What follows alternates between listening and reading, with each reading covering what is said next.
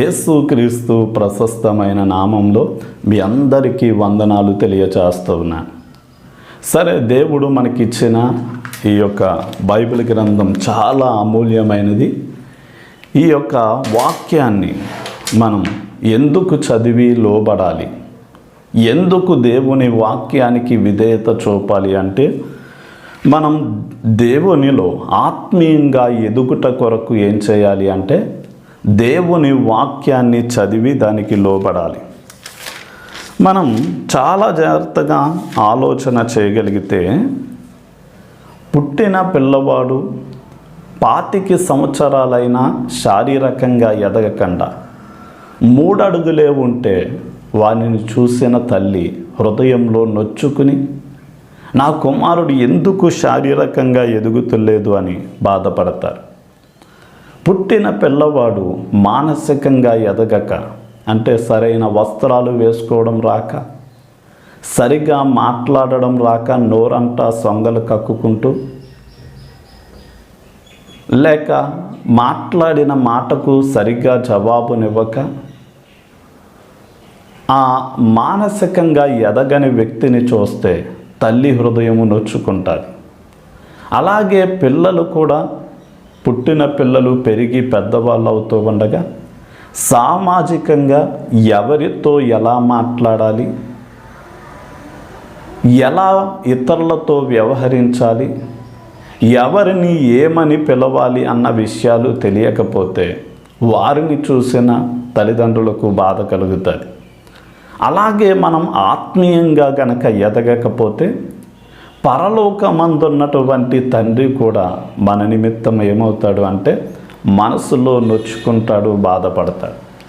కనుక పుట్టిన పిల్లవాడు శారీరకంగా ఎదగాలి, మానసికంగా ఎదగాలి, సామాజికంగా ఎదగాలి. అదే సమయమందు ఆత్మీయంగా కూడా ఎదిగినప్పుడే ఈ లోకమందున్న తల్లిదండ్రులు, పరలోకమందున్న దేవుడు కూడా ఆనందిస్తాడు. అందుకనే 3వ యోహాను పత్రిక 1వ అధ్యాయం 2వ వచనంలో, ప్రియుడా నీ ఆత్మ వర్ధిల్లుచున్న ప్రకారం నీవు అన్ని విషయాలలో వర్ధిల్లుచు సౌఖ్యముగా ఉండవలనని నీ కొరకు ప్రార్థించుచున్నాను అంటాడు. ప్రియుడా నీ ఆత్మ వర్ధిల్లిన ప్రకారం అంటే, దేవుని నమ్మిన బిడ్డలుగా మనం ఆత్మీయంగా ఎదగాలి అంటే మనకి బైబిల్ గ్రంథంలో 2 విధాలైన ఆహారం మనకి ఇవ్వబడింది. అందులో మొట్టమొదటిదిగా ఏంటి అంటే సాఫ్ట్ ఫుడ్ అంటారు, అంటే మృదువైన ఆహారం లేక పాల వంటి ఆహారం. అందుకనే 1 కొరింథీ పత్రిక 3వ అధ్యాయం 1 నుండి 3 వచనాల్లో పౌలు అంటాడు, మీరు క్రీస్తునందు పసిపిల్లలని, నేను మిమ్మల్ని పాలతోనే పెంచాను, నేను అన్నముతో కాదు అంటాడు. అసలు పాలు అంటే దేన్ని చూపిస్తుంది అంటే 1 పేతురు పత్రిక 2వ అధ్యాయం 1 నుండి 3 వచనాల్లో వాక్యమును చూపిస్తూ ఉంది. అంటే వాక్యంలో పాల వంటి ఆహారం ఉంది. మనం ఆత్మీయంగా రక్షణలో ఎదగడానికి ఆ పాల వంటి ఆహారాన్ని ఏం చేయాలి అంటే ప్రతి దినము కూడా తీసుకోవాలి. కానీ ఈ రోజున ఎన్ని సంవత్సరాలు మందిరానికి వచ్చినా చాలామంది పసిపిల్లలుగానే ఇంకా వివాదాలతో, ఇంకా అన్యాయము అక్రమంలోనే నిలిచిపోతూ పసిపిల్లలుగానే ఉండిపోతున్నారు. వీరి ఆలోచన ఎలా ఉంటుంది అని మనకి 1 కొరింథీ పత్రిక 13వ అధ్యాయం 11వ వచనం సెలవిస్తుంది. అంటే వాళ్ళు పసిపిల్లలు, వారి ఆలోచన పిల్లలు ఆలోచించినట్లుగానే ఆలోచిస్తారు, పిల్లలు అర్థం చేసుకున్నట్లుగానే అర్థం చేసుకుంటారు, పిల్లలు వ్యవహరించినట్లుగానే వ్యవహరిస్తారు. కనుక ఇలాంటి వాళ్ళకి ఏం చేయకూడదు అంటే బలమైనటువంటి సంగతులు వీరు సహించలేని వారిగా, భరించలేని వారిగా ఉంటారు. అందుకని యోహాను సువార్త 16వ అధ్యాయం 12వ వచనంలో యేసయ్య తన సొంత శిష్యులతో అంటాడు, నేను చెప్పవలసిన సంగతులు అనేకమైనవి ఉన్నవి కానీ ఇప్పుడు మీరు వాటిని సహించలేరు అంటాడు. అంటే పుట్టిన పిల్లవాడికి పలవ, ఫ్రైడ్ రైసు లేక న్యూడిల్స్ లాంటివి పెడితే వాటిని తినడం కష్టమే, అరిగించుకోవడం కష్టమే. కనుక శిశువులు లాంటి వారికి తగిన ఆహారం ఏంటి అంటే పాలు మాత్రమే తగినది. అందుకనే వీళ్ళు ఎలా ఉంటారు అంటే మాయోపాయాలకు పడిపోయేవారిగా ఉంటారు అని ఎఫెసీ పత్రిక 4వ అధ్యాయం 14వ వచనం సెలవిస్తాం. అంటే మనం ఏదైనా ఒక పిల్లవాడికి బంగారపు చైను ఉంగరాన్ని పెడితే ఎవరైనా మోసగాళ్ళు వాళ్ళ దగ్గరికి ఒక మంచి 5 స్టార్ చాక్లెటో, డైరీ మిల్క్ చాక్లెటో కొనిస్తే ఆ చైన్ ఇచ్చేయమన్నా, బంగారపు ఉంగరం ఇచ్చేయమన్నా ఇచ్చేస్తారు. అలాగే ఒక దైవజనుడిని వెంబడిస్తున్నటువంటి విశ్వాసులు ఆత్మీయంగా గనక వారు ఎదగకపోతే, పరిపూర్ణులుగా మారకపోతే, ఎవరో కొంచెం మంది వ్యక్తులు ఇదిగో మీ దైవజనుడి కంటే మా దగ్గర విశేషమైన వరాలు ఉన్నాయి, ఇదిగో మేమిచ్చే నీళ్లు తాగితే, మేమిచ్చే తైలము తీసుకుంటే, మేమిచ్చేటటువంటి కర్చీపు తీసుకుంటే, లేక మేమున్న ప్రార్థించే స్థలానికి వస్తే మీకు ఇలాంటివి జరుగుతాయి అంటే ఎవరో కొంచెం మంది పెట్టిన ప్రలోభాలకు లోబడిపోయి వీళ్ళు ఏం చేస్తారంటే అసలు సేవకుని వదిలిపెట్టి అలాంటి ప్రలోభాలకు గురి చేసేవారి మాయోపాయాలకు పడిపోతారు. కనుక మనం ఏం చెయ్యాలి అంటే ఇలాంటి పసిపిల్లలకు తగిన పాఠాలు ఏంటి అంటే మూల పాఠాలు అంటాడు. హెబ్రీ పత్రిక 5వ అధ్యాయం 12వ వచనాన్ని గనక మనం చదవగలిగితే, హెబ్రీ పత్రిక 5:12లో కాలమును బట్టి చూచితే మీరు బోధకులుగా ఉండవలసిన వారు ఉండగా దేవోక్తులలో మొదటి మూలపాఠములను ఒకడు మీకు మరలా బోధింపవలసి వచ్చెను. దేవోక్తులలో మొదటి మూలపాఠములను ఒకడు మీకు మరలా బోధింపవలసి వచ్చాను. అంటే శిశువులకి పాల వంటి ఆహారమే తగుతుంది. ఆ పాల వంటి ఆహారం ఏంటి అంటే మూలపాఠాలు అంటారు. ఆ మూలపాఠాలు ఏంటి అని మనం పరిశీలన చేయగలిగితే మనం సంఘానికి వచ్చే సంఘ విశ్వాసాన్ని దేవుణ్ణి నమ్మి ఎంతకాలం అయిందంటే కొంచెం మంది 5 సంవత్సరాలు అయిందండి, లేక 10 అయిందని కొంచెం మంది అయితే మేము 30 సంవత్సరాల నుండి 40 సంవత్సరాల నుండి దేవుణ్ణి వెంబడిస్తున్నామని చాలా అతిశయంగా చెప్పుకుంటారు. కానీ అన్ని సంవత్సరాల మట్టి దేవుణ్ణి వెంబడించినా వాళ్ళకి ఎలాంటి విషయాలు నేర్పించవలసి వస్తుంది అంటే క్రమంగా ప్రార్థన చేసుకోవాలి, క్రమంగా వాక్యాన్ని చదవాలి, క్రమంగా మందిరానికి రావాలి, మీరు బాప్తిస్మాన్ని తీసుకోవాలి, ప్రతి నెల లేక వారంలో ప్రభు సంస్కారాన్ని తీసుకోవాలి, మీరు దేవుని సేవకి కానుకలు ఇవ్వాలి అని 30 సంవత్సరాలు దేవుణ్ణి వెంబడించిన వారిని, ఇంకా అనేక సంవత్సరాలు వెంబడించిన వారికి ఈ విషయాలు చెప్పవలసి వస్తుందంటే కారణం ఏంటి అంటే వారు ఆత్మీయంగా ఎదగనటువంటి పసిబిడ్డలు. కనుక వాళ్ళకి ఈ సంగతులు మూలపాఠాలను మరలా బోధించవలసి వస్తుంది. కానీ ప్రారంభ దినాలలోనే వీటిని నేర్చుకున్న, అంటే క్రమంగా ప్రార్థించి వాక్యాన్ని చదివి క్రమంగా మందిరానికి వెళ్ళి బాప్తిస్మం తీసుకుని రొట్టె ద్రాక్ష రసాన్ని తీసుకుంటూ ఎవరైతే దేవుని సేవకు కానుకలు ఇచ్చి దేవుని వాక్య ప్రకారం జీవించి దేవుని సేవలో పాలిభాగస్తులు అవుతూ ఉన్నారో ఇలాంటి వాళ్ళు ఏం చేయాలి అంటే ఆ పాల వంటి ఆహారంతో పాటు బలమైన ఆహారాన్ని తీసుకోవాలి. సాలిడ్ ఫుడ్ అంటారు. అంటే బలమైన ఆహారం అంటే ఏంటి అంటే అన్నం అన్నది మనం గుర్తించాలి. అందుకనే మనం హెబ్రీ పత్రిక 5:12లో ఏమంటాడు అంటే బలమైన ఆహారము తినగలవారు కారు అంటాడు. అంటే 5:12లో అంటే అసలు పాల వంటి ఆహారం అంటే మూలపాఠాలు అనుకున్నాం. మరి బలమైన ఆహారము అంటే ఏంటి అంటే హెబ్రీ పత్రిక 5వ అధ్యాయం 14వ వచనంలో మేలు కీడులను వివేచించగలగడం బలమైన ఆహారం.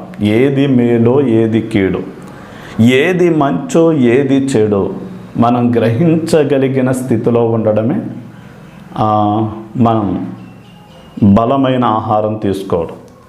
ఉదాహరణకి విశ్వాసులు పరిపూర్ణులవ్వడానికి, బలవంతులవ్వడానికి దేవుడు 5 అంచెల పరిచర్యను నియమించాడు. ఎఫెసీ పత్రిక 4వ అధ్యాయం 13వ వచనంలో కొందరిని అపోస్తలులుగా, ప్రవక్తలుగా, సువార్తికులుగా, కాపరులుగా, ఆయన బోధకులుగా ఉంచారు.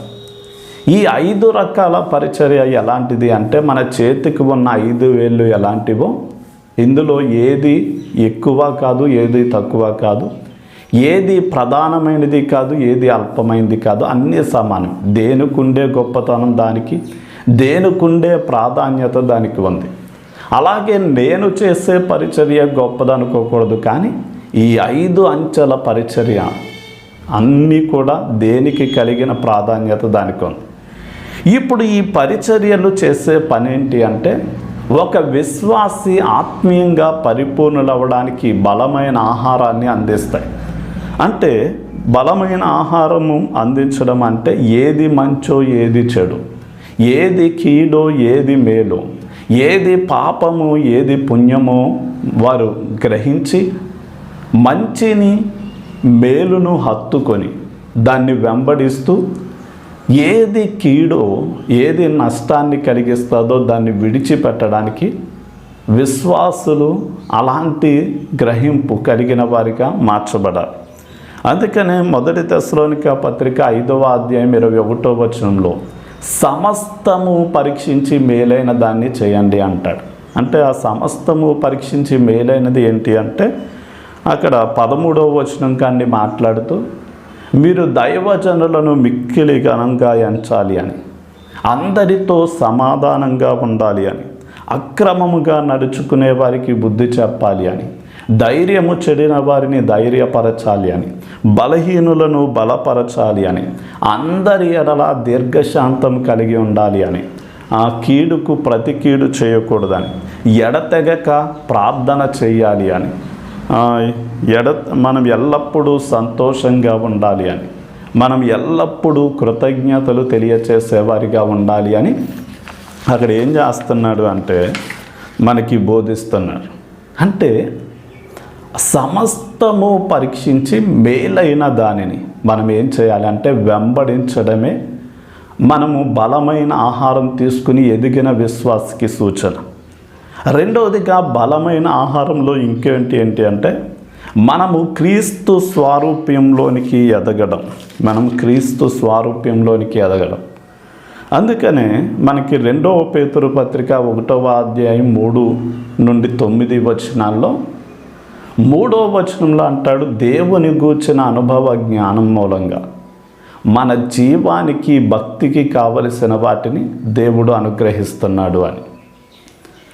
ఎందుకు అనుగ్రహిస్తున్నాడు అంటే 4వ వచనంలో అంటాడు మనం దేవుని స్వభావంలో పాలి భాగస్థలం అవునట్లు. అంటే క్రీస్తు యేసుకు కలిగిన మనసు, క్రీస్తు యేసుకు కలిగిన గుణాలు, క్రీస్తు యేసుకు కలిగిన స్వభావం వంటి స్వభావం కలిగిన వారిగా మార్చబడడం కోసం దేవుడు వాటిని ఇస్తున్నాడు. మరి మనమేం చెయ్యాలి అంటే 5వ వచనం ప్రకారం పెద్దలు ఏమంటారు అంటే అరే అన్నీ బాగున్నప్పుడే 4 రాళ్ళు వెనక్కేసుకో అంటారు. కానీ దేవుని వాక్యం ఏమని సెలవిస్తుంది అంటే దేవుని స్వభావంలో పాలిభాగస్థలం అవ్వడానికి దేవుడు మనకి కొన్ని వాటిని దయచేస్తూ ఉండగా వాటిని పూర్ణ జాగ్రత్తతో సమకూర్చుకోవాలి. ఏం సమకూర్చుకోవాలి అంటే విశ్వాసమునందు సద్గుణాన్ని సమకూర్చుకోవాలి. సద్గుణంలో మనము జ్ఞానాన్ని సమకూర్చుకోవాలి. జ్ఞానమునందు ఆశలను నిగ్రహించుకునే శక్తిని సమకూర్చుకోవాలి. ఆశా నిగ్రహమునందు సహనాన్ని, సహనము యందు భక్తిని, భక్తి యందు ప్రేమను, సహోదర ప్రేమను, సహోదర ప్రేమ యందు దయను. ఇలాంటి దేవుని స్వభావంలో దేవునిలో మనం ఎదగడానికి వాటిని సమకూర్చుకున్నప్పుడు అదే 2వ పేతురు పత్రిక 1వ అధ్యాయం 8వ వచనం ఏమని సెలవిస్తుంది అంటే, మనము సోమరులైన దేవుని గూర్చిన అనుభవ జ్ఞానంలో మనము సోమరులమైన నిష్ఫలులమైన కాకుండా ఇవేం చేస్తాయంటే దినదినము యేసయ్య రూపంలో ఎదగడానికి సహాయం చేస్తాయి. అందుకనే ఎఫెసీ పత్రిక 4:15 కూడా 24 ఏమంటాడంటే, ప్రేమ కలిగి సత్యము చెప్పుచు క్రీస్తు వలె ఉండుటకు అన్ని విషయాలలో ఎదుగుదము అంటాడు. అంటే ఒక గొంగలి పురుగు ఎలా అయితే సీతాకోక చిలుకగా రూపాంతరపరచబడతాదో, అలాగే మనం పాల వంటి ఆహారంలో ప్రారంభంలో ఎదిగిన బలమైన ఆహారములు తీసుకుంటూ మంచేదో చెడేదో గ్రహించి చెడును విసర్జించి మంచిని హత్తుకుని వెంటాడుతూ యేసయ్య పోలికలోనికి ఎదగడానికి వాక్యం మనకి సహకరిస్తుంది. ప్రార్థన. తండ్రి, నీకే వందనాలు. ఎవరైతే ఈ వాక్యాన్ని వింటూ ఉన్నారో వారు ఆత్మీయంగా ఎదగకపోతే, ఆత్మీయ మరగుజ్జు వారిని చూస్తే నీవు ఏమాత్రము కూడా సంతోషించడు.